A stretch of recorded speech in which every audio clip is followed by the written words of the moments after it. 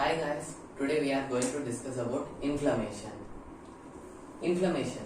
Inflammation is body's protective response against infection or injuries. అంటే inflammation అనేది ఒక mechanism. ఏం మెకానిజం అంటే ఏదైనా మన బాడీకి ఇంజురీ జరగడం కానీ లేదా ఇన్ఫెక్షన్ జరగడం కానీ జరిగినప్పుడు మన ఇమ్యూన్ సెల్స్ అనేవి మన బాడీని ప్రొటెక్ట్ చేస్తాయి. ఎట్లా ప్రొటెక్ట్ చేస్తాయి, అవి ఏమేమి చేస్తాయి అనేది ఇన్ఫ్లమేషన్ అంటారు, అనే ప్రాసెస్ ఇన్ఫ్లమేషన్ అంటారు.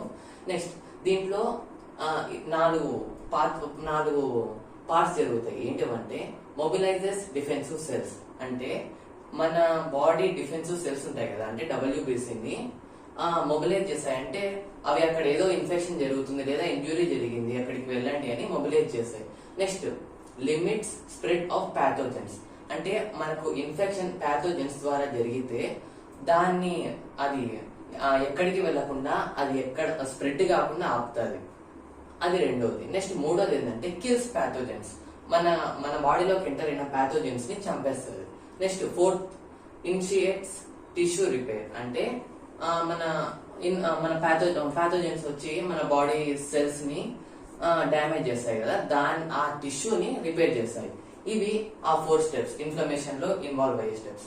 నెక్స్ట్ ఈ ఇన్ఫ్లమేషన్స్ కి 4 సైన్స్ ఉన్నాయి. ఏంటివంటే calor, rubor, dolor, tumor. Calor, rubor, dolor, tumor. Calor అంటే ఏంటంటే హీట్. ఇన్ఫ్లమేషన్ జరిగేటప్పుడు మన ఇక్కడ స్కిన్ సెల్స్ మీద ఇట్లా చూసుకున్నట్టయితే మనకు హీట్ అనేది ప్రొడ్యూస్ అవుతుంది. నెక్స్ట్ వచ్చి రూబర్, రెడ్నెస్. మీకు తెలుసు, ఎప్పుడైనా ఒక వాల్ కి కానీ అట్లా హిట్ చేస్తే మన హ్యాండ్ కానీ ఇదంతా రెడ్ అయిపోతుంది, అది రూబర్. నెక్స్ట్ డాలర్ అంటే పెయిన్. మీరే చూడండి, వాల్ కి గట్టిగా కొడితే మీకు పెయిన్ వస్తుంది కదా, రెడ్ అయ్యి, అది. నెక్స్ట్ ట్యూమర్ అంటే స్వెల్లింగ్ జరుగుతుంది, మన బల్క్ అయిపోతాయి, మన బాడీ సెల్స్ అనేవి బల్క్ అయిపోతాయి, స్వెల్ వస్తాయి. ఒక్కొక్కసారి ఏం జరుగుతాయంటే ఈ 4 ఒకటేసారి కంబైన్ అయిపోయి ఒక 5th సైన్ అనేది జరుగుతుంది. ఆ 5th సైన్ ఏంటంటే ఫంక్షియోలేషియా అని. అంటే ఏంటంటే లాస్ ఆఫ్ ఫంక్షన్, అంటే ఆ టిష్యూ గానీ, ఆ సెల్స్ గానీ లేదా ఆ ఆర్గాన్ గానీ దాని ఫంక్షన్ ని కోల్పోతుంది. అది ఈ 4 కీ సైన్స్. తర్వాత ఇన్ఫ్లమేషన్ అకర్స్ బై స్టిములై, అంటే ప్యాథోజన్స్ ద్వారా కానీ, టాక్సిన్స్ అండ్ ట్రోమా, ఏదైనా టాక్సిన్ ద్వారా కానీ, లేదా మనం ఫిజికల్ యాక్టివిటీ లైక్ ఎక్సర్సైజెస్ అవి బలంగా చేసినప్పుడు అట్లా, లేదా అట్లాంటి సిచ్యువేషన్ లో కానీ, అంటే ప్యాథోజన్స్ ద్వారా అయినా జరగవచ్చు, ఏదైనా టాక్సిన్స్ ద్వారా అయినా జరగవచ్చు, ట్రోమా ద్వారా అయినా జరగవచ్చు. ఇది inflammation occurs due to external or internal factors. ఈ ఇన్ఫ్లమేషన్ అనేది ఎక్స్టర్నల్ ఫ్యాక్టర్స్ ద్వారా అయినా జరగవచ్చు, ఇంటర్నల్ ఫ్యాక్టర్స్ ద్వారా అయినా జరగవచ్చు. ఒకవేళ ఎక్స్టర్నల్ ఫ్యాక్టర్స్ ద్వారా జరిగితే అవి దేని ద్వారా జరుగుతాయంటే అది non microbial or microbial. Non microbial ద్వారా అయినా, మైక్రోబియల్ ద్వారా అయినా జరగవచ్చు. నెక్స్ట్ ఇంటర్నల్ ఫ్యాక్టర్స్ ఏంటివంటే డ్యామేజెస్ అసోసియేటెడ్ మాలిక్యూల్స్ ప్యాటర్న్, అంటే మన ఇమ్యూన్ సెల్స్ మనకి యాంటీగా అయినప్పుడు ఈ ఇంటర్నల్ ఫ్యాక్టర్స్ అని అంటారు, అదే auto immune diseases. Next inflammation is 2 types. Inflammation అనేది 2 టైప్స్. ఒకటి acute and second one is chronic. Next pathogenesis of acute inflammation. Acute inflammation is a general pattern of immune response to cell injury characterized by rapid accumulation of immune cells at the site of injury. అంటే acute inflammation అనేది general pattern అంట. దేనికంటే immune response, దేనికి cell injury జరుగుతుంది కదా, అక్కడ జరిగే rapid pattern ఏమంటారంటే అక్యూట్ ఇన్ఫ్లమేషన్ అంటారు. ఇది ఏం జరుగుతుందంటే rapid accumulation of immune cells at the site of injury. అంటే మనకి ఇంజురీ జరిగిన సైట్ దగ్గరికి ఈ ఇమ్యూన్ సెల్స్ అనేవి వెంటనే అక్యుములేట్ అవుతాయి. ఇది అక్యూట్ ఇన్ఫ్లమేషన్ అంటారు. The response to sudden body damage, అంటే ఇది ఒక రెస్పాన్స్ దేనికి, సడన్ గా బాడీ ఏమైనా డ్యామేజ్ అయితే ఇది ఒక response. Such as cutting finger, అంటే మన వేలు కట్ అయితే అప్పుడు ఏం జరుగుతుంది, ఈ ఇన్ఫ్లమేషన్ అనేది జరుగుతుంది. ఎట్లా అయిపోతుందో చూద్దాం నెక్స్ట్ ఫర్దర్ వీడియోలో. టు హీల్ ద కట్, ఏం చేస్తుంది, కటింగ్ జరిగింది ఫింగర్ కి, అదేం చేస్తుందంటే ఈ అక్యూట్ ఇన్ఫ్లమేషన్ అనేది అక్కడికి ర్యాపిడ్ గా మన ఇమ్యూన్ సెల్స్ ని పంపిస్తుంది. ఎందుకు, కట్ అయిన దాన్ని హీల్ చేయడానికి. Next the body sense inflammatory cells to the injury, అంటే మన బాడీ అనేది పంపిస్తుంది. దేనిని పంపిస్తుంది? ఇన్ఫ్లమేటరీ సెల్స్ ని పంపిస్తుంది. ఎక్కడికి? ఇంజురీ జరిగిన సైట్ దగ్గరికి. These cells starts healing process. ఈ సెల్స్ అనేవి ఏం చేస్తాయంటే స్టార్ట్ చేస్తాయి. ఏం స్టార్ట్ చేస్తాయి?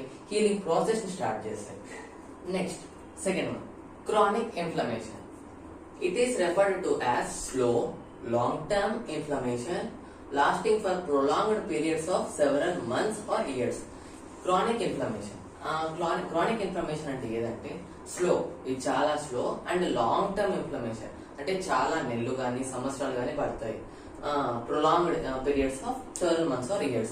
Next, the body continues sending inflammatory cells even when there is no outside danger. అంటే మన బాడీ అనేది కంటిన్యూస్ గా ఇన్ఫ్లమేటరీ సెల్స్ పంపిస్తూనే ఉంటది. ఎందుకు?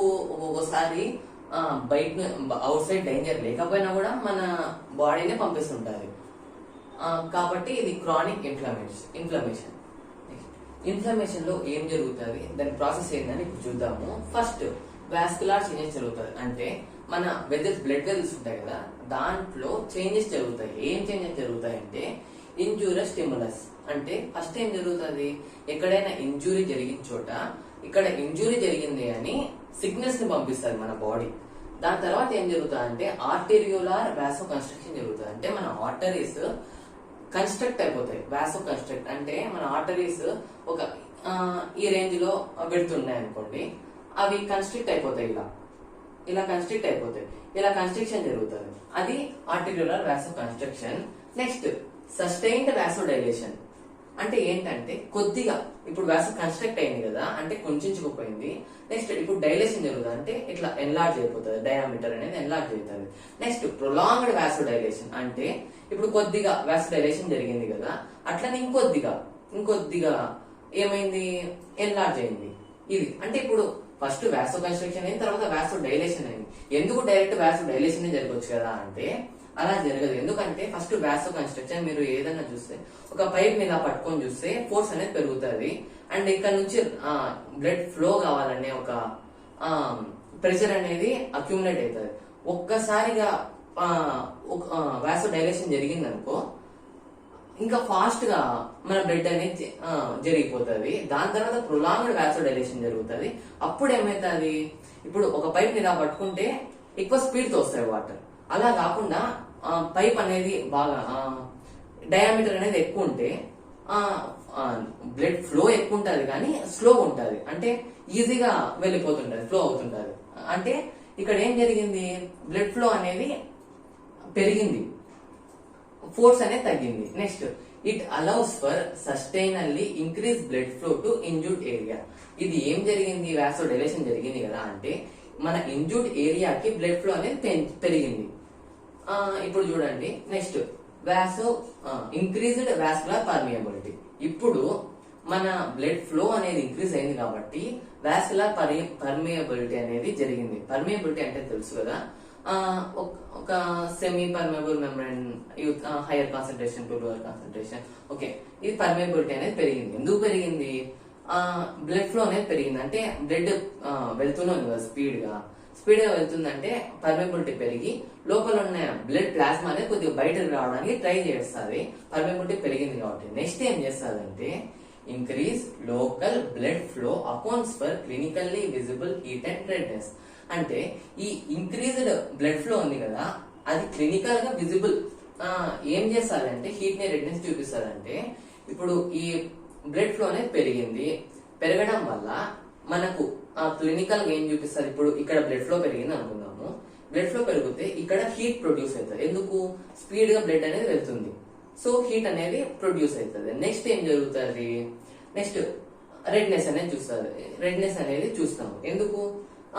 ఫ్లో ఎక్కువ జరుగుతుంది, రెడ్నెస్ చూస్తాము. ఇప్పుడు మనం ఫస్ట్ చెప్పుకున్నాం హీట్, రెడ్నెస్, స్వెల్లింగ్, ఇవన్నీ 4 కీ సైన్స్ అని. ఇక్కడనే హీట్, రెడ్నెస్ వచ్చింది. Next causes localized edema. Localized edema అంటే ఏం లేదు, స్వెల్లింగ్. అంటే ఇప్పుడు వాసో కన్స్ట్రక్షన్ జరిగింది కదా, సో కొద్దిగా స్వెల్ అనేది ఇక్కడ వస్తుంది. ఇది వాస్కులర్ చేంజెస్. ఈ మొత్తాన్ని వాస్కులర్ చేంజెస్ అని అంటాము. నెక్స్ట్ వాస్కులర్ చేంజెస్ అయిపోయింది కదా, ఇప్పుడు ఇమ్యూన్ సెల్ ఎక్స్ట్రావైజేషన్ ని చూద్దాం. ఇది సెకండ్ ప్రాసెస్. అసలు ఏం జరుగుతుంది అంటే ఇక్కడ a variety of leukocytes bind to involve blood vessels and exit into parenchyma. అంటే ల్యూకోసైట్స్ ఉన్నాయి కదా, హీల్ చేసేవి అవే కదా. ఈ ల్యూకోసైట్స్ అనేవి అవి ఏవైనా కావచ్చు, మోనోసైట్స్, న్యూట్రోఫైల్స్ ఏవైనా కావచ్చు. ఇవి ఈ ల్యూకోసైట్స్ అనేటివి బ్లడ్ వెజల్ కి బైండ్ అయ్యి అక్కడి నుంచి ఆ బ్లడ్ వెజల్ ని దాటి పారెన్కైమాలోకి ఎంటర్ అవుతాయి. దీన్నే ఇమ్యూన్ సెల్ ఎక్స్ట్రావేషన్ అంటారు. అంటే ఎగ్జిట్ కావడం, బ్లడ్ వెజల్ నుంచి ఎగ్జిట్ కావడం. నెక్స్ట్ ఇది 4 స్టెప్స్ లో ఇన్వాల్వ్ అయి ఉంటుంది. ఈ 4 స్టెప్స్ ఏంటివంటే మార్జినేషన్, రోలింగ్, అడేషన్, ఎక్స్ట్రావేసేషన్. ఇప్పుడు ఈ ప్రతి దాని గురించి మనం డిస్కస్ చేద్దాం. ఇప్పుడు ఇమ్యూన్ సెల్ ఎక్స్ట్రావేషన్ లో పార్ట్స్ చూద్దాం. ఫస్ట్ అది మార్జినేషన్. అసలు మార్జినేషన్ అంటే ఏంటంటే vasodilation generally slows the blood flow. చెప్పాను కదా ఆల్రెడీ.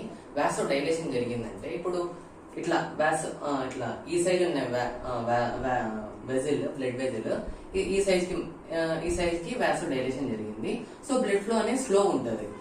అప్పుడు at the site of injury and causes immune cell to move towards the periphery of vessel next to the vascular wall. అంటే ఇప్పుడు మనకు తెలుసు ఏంటి, ఈ మన ల్యూకోసైట్స్ ఇవన్నీ ఇమ్యూన్ సెల్స్ ఇవన్నీ బ్లడ్ వెజల్ మధ్యలో, అంటే ఇప్పుడు బ్లడ్ వెజల్ ఇది అనుకోండి, దీని మధ్యలో ఫ్లో అవుతూ ఉంటాయి. సైడ్ కి, కిందికి, పైకి కాకుండా మధ్యలో ఫ్లో అవుతాయి. ఇప్పుడు ఈ వాసోడైలేషన్ జరగడం వల్ల బ్లడ్ ఫ్లో అనేది స్లో అవుతుంది. స్లో కావడం వల్ల అంత ఫోర్స్ ఉండదు కాబట్టి అది మధ్యలో ట్రావెల్ కాలేదు. పెరిఫెరీ అంటే కొద్దిగా కిందికి మన బ్లడ్ వెజల్ వాల్ ఉంటుంది కదా, ఆ వాల్ దగ్గరికి కిందికి వస్తాయి. సో దానివల్ల ఏం జరుగుతుంది, ఈ నెక్స్ట్ వాస్కులర్ వాల్, ఈ పెరిఫెరీ ఆఫ్ వెజల్ నుంచి వాస్కులర్ వాల్ దగ్గరికి ఫ్లో అవుతాయి ఏవి, ఇమ్యూన్ సెల్స్. ఇది మార్జినేషన్. అంటే ఆ మార్జిన్, బ్లడ్ వెజల్ మార్జిన్ ఉంటది కదా, దాని దగ్గరికి వెళ్ళడం ఈ ల్యూకోసైట్స్ అనేవి. Next rolling. రోలింగ్ అంటే ఏంటి, on the surface of endothelium of blood vessel. మన బ్లడ్ వెజల్ యొక్క ఎండోథీలియం సర్ఫేస్ ఉంటది కదా, ఆ సర్ఫేస్ లో కొన్ని పి సెలెక్టిన్స్ అండ్ ఈ సెలెక్టిన్స్ ఉంటాయి. ఇవే కాదు, ఇంకా చాలా ఉంటాయి. సో మనం ఇప్పుడు ఇది చూస్తున్నాం కదా, పి సెలెక్టిన్ అండ్ ఈ సెలెక్టిన్స్ అనేవి ఉంటాయి. Next on the surface of the leukocyte sialyl Lewis X అనే ఒక గ్లైకోప్రోటీన్ అనేది ఉంటుంది. అంటే ఇప్పుడు endothelium of blood vessel surface మీద ఈ పి సెలెక్టిన్ అండ్ ఈ సెలెక్టిన్ ఉంటుంది. అండ్ ల్యూకోసైట్స్ ఉన్నాయి కదా, ఇమ్యూన్ సెల్స్ మీద ఏముంటాయి, సయానైల్ లివిస్ ఎక్స్ అనే ఒక పిగ్మెంట్స్ ఉంటాయి, ఛానల్స్ ఉంటాయి. అవి దేంతో మేడప్ అయినాయంటే సర్టెన్ గ్లైకోప్రోటీన్స్ ద్వారా మేడప్ అయినాయి. Next this will interact with P and ఈ సెలెక్టిన్. అంటే ఈ గ్లైకోప్రోటీన్ పి సెలెక్టిన్, ఈ సెలెక్టిన్ తో ఇంటరాక్ట్ అవుతాయి. ఈ ఇంటరాక్ట్ కావడం వల్ల ఏం జరుగుతుందంటే allows to roll along with endothelium. ఈ ల్యూకోసైట్ అనేది ఈ ఎండోథీలియం మీద రోల్ కావడానికి ఈ పి సెలెక్టిన్ అండ్ ఈ సెలెక్టిన్ అండ్ సయానైల్ లెవిస్ ఎక్స్ అనేవి యూజ్ అవుతాయి. ఎలా అంటే ఇక్కడ చూడండి, ఒక డయాగ్రామ్ ఉంది. ఇది బ్లడ్ వెజల్. దీని మీద సర్ఫేస్ మీద, ఎండోథీలియల్ సర్ఫేస్ మీద పి సెలెక్టిన్,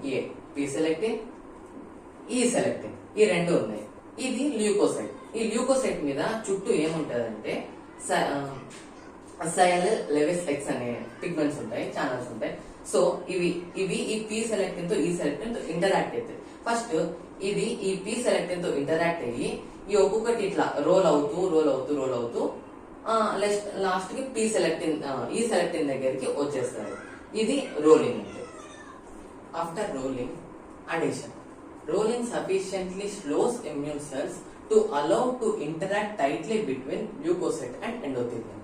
అంటే అడిషన్ అనేది థర్డ్ ప్రాసెస్. ఇది ఏం చేస్తుందంటే రోలింగ్ చేస్తుంటది కదా, ఫస్ట్ రోలింగ్ ప్రాసెస్ తర్వాత ఈ రోలింగ్ అనేది ఏం చేస్తుందంటే సఫిషియెంట్ గా ఇమ్యూన్ సెల్స్ ని స్లో చేస్తుంది. అంటే వెళ్ళిపోకుండా, బ్లడ్ స్ట్రీమ్ ద్వారా వెళ్ళిపోకుండా స్లో చేస్తుంది ఇమ్యూన్ సెల్స్ ని. ఈ స్లో చేయడం వల్ల ఏం జరుగుతుందంటే ఇంటరాక్ట్ అవుతాయి. ఈ ల్యూకోసైట్స్, ఎండోథీలియం అనేది బాగా టైట్ గా ఇంటరాక్ట్ అవుతాయి. అంటే ఎంత బ్లడ్ వచ్చినా కూడా, ఎంత బ్లడ్ ఫ్లో జరిగినా కూడా ఇవి ఆ బ్లడ్ స్ట్రీమ్ ద్వారా వెళ్ళిపోకుండా అక్కడే టైట్ గా అలాగే ఉంటాయి. ఇది అడిషన్, అంటే ఏం లేదు, అతుక్కపోవడం అంతే. నెక్స్ట్ ఎక్స్ట్రావైజేషన్, ఇది లాస్ట్ స్టెప్. అంటే ఎక్స్ట్రావైజేషన్ ఏంటంటే ఆఫ్టర్ దిస్, ఇది ఈ అడిషన్ అయిపోయిన తర్వాత leukocytes dissolve underlying basement membrane using variety of proteases. అంటే ఈ ల్యూకోసైట్స్ అనేటివి డిజాల్వ్ అయిపోతాయి, అండర్లయింగ్ బేస్మెంట్ మెంబ్రైన్ లోకి డిజాల్వ్ అయిపోతాయి. బ్లడ్ వెజల్స్ దాటిపోయి బ్లడ్ వెజల్స్ నుంచి డిజాల్వ్ అవుతాయి. ఇక్కడికి అండర్లయింగ్ బేస్మెంట్ మెంబ్రైన్ దగ్గరికి. దేని సహాయంతో అంటే వెరైటీ ఆఫ్ ప్రోటీయేజెస్ సహాయంతో ఇవి బేస్మెంట్ మెంబ్రైన్ లోకి వెళ్ళిపోతాయి. అంటే ఇప్పుడు బ్లడ్ వెజల్స్ నుంచి ఈ ల్యూకోసైట్స్ అనేటివి హీల్ చేయడానికి బేస్మెంట్ మెంబ్రైన్ లోకి వచ్చేసాయి.